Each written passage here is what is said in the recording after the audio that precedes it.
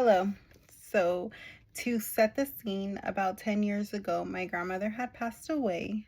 I was too nervous and scared to talk in front of everybody. So, unfortunately, I didn't talk at her service.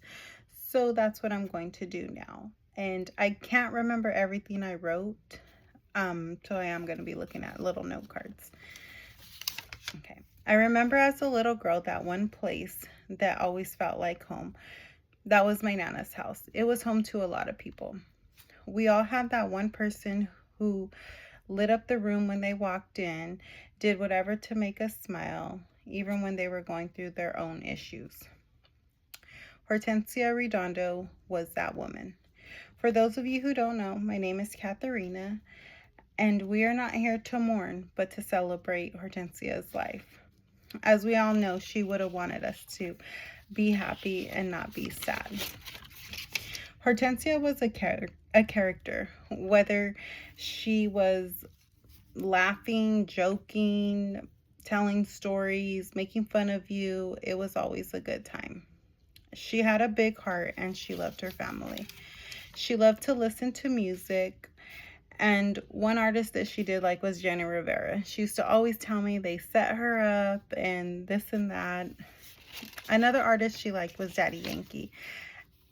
And I can remember this one time where she was bumping his song and she came out into the living room just dancing and singing that Gasolina song.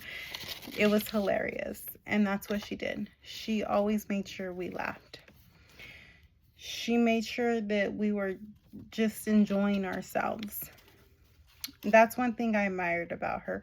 Regardless of what she went through or the issues she had, she made sure her family was okay. I remember being a kid and spending the night with my cousins. We were bad. One day we had accidentally broke her window and we accidentally had shot her stove with the BB gun.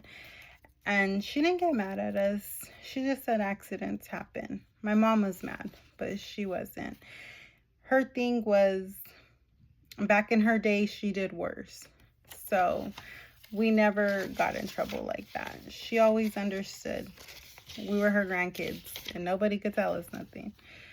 Hortensia had a beautiful heart and welcomed everyone. She told me once she had about 13 runaways living at her home because my dad and my uncle said their friends had nowhere to go. Same with us. I would bring friends over. They would spend the night. She didn't care. She said her home was always open and welcome for whoever needed a place to stay or a hot meal to eat.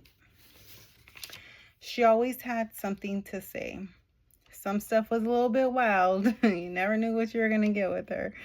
But she always gave good advice. Now that I'm older, I can really sit and reflect on these memories. Being a little girl and being at her house just filled with laughter and love. It was always a good time. Remembering all of these times we had with her is what I hold on to. We are sad that she's gone. She is missed. But she didn't have to go through it no more. Go through any pain.